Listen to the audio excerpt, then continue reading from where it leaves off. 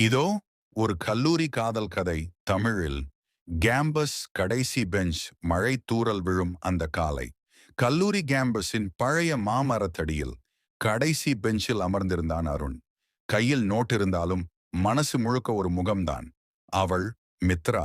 முதல் வருடம் முதல் நாள் பார்த்ததிலிருந்து அவள் சிரிப்பு அவன் வாழ்க்கையிலேயே நிலைத்து போனது.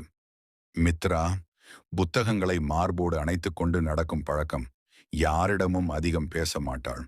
ஆனா பேசினா வார்த்தைகள் நேரா மனசுக்குள்ள இறங்கும். அருண் எல்லாருக்கும் நண்பன். ஆனா அவளுக்கு முன்னால் மட்டும் அமைதியாகி போவான்.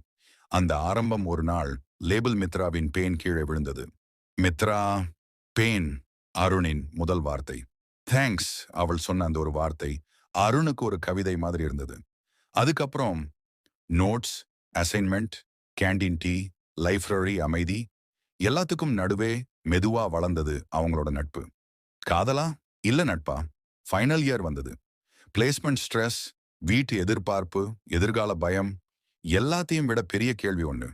இது காதலா? ஃபேர்வெல் நாள். கேம்பஸ் கடைசி நாள். அந்த மாமரத்தடியில் அதே கடைசி பெஞ்சில அருண் சொன்னான், மித்ரா, நான் உன்னை ரொம்ப நாளா விரும்புறேன்.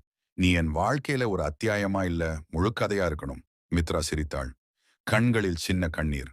அருண், நான் உன்னை காதலிக்க ஆரம்பிச்சதே நீ சொல்றதுக்காக இல்ல, நீ சொல்லாம இருந்ததுக்காக. கடைசி பெஞ்ச். முதல் வாழ்க்கை அன்று முடிஞ்சது கல்லூரி. ஆனா தொடங்கியது ஒரு வாழ்க்கை. கேம்பஸ் காலி ஆனாலும் அந்த கடைசி பெஞ்சில இன்னும் அவங்களோட காதல் உட்கார்ந்துகிட்டே இருக்கு. என்றால்